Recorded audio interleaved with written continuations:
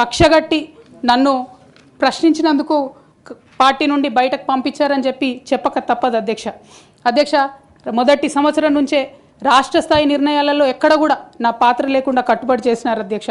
ఇవాళ ఆనాడు బాధపడ్డా ఇవాళ నేను సంతోషపడతా ఉన్నా అధ్యక్ష. ఎందుకంటే అధ్యక్ష ధర్నా చౌక్ రద్దు చేయడం అనేటటువంటిది ప్రజాస్వామిక హక్కుల్ని కాలరాయడంలో మొదటి మెత్త అధ్యక్ష. ఆనాడు ఇంటర్నల్గా ఎంత ప్రొటెస్ట్ చేసినా కూడా రాష్ట్రం వచ్చింది, ఇప్పుడు ధర్నాలు ఎందుకు, దరఖాస్తులు లేవు, ధర్నాలు లేవు, అన్ని పనులు చేసి పెడతామని చెప్పుకుంటూ వెళ్ళడం జరిగింది అధ్యక్ష. అట్లానే రైతులకు జరిగినటువంటి అక్రమ అరెస్టులు అధ్యక్ష, ఇవాళ ఒక్కొక్క దగ్గర నుంచి రైతులు మాట్లాడుతూ ఉంటే బాధ తట్టుకోలేకపోతున్నాం అధ్యక్ష.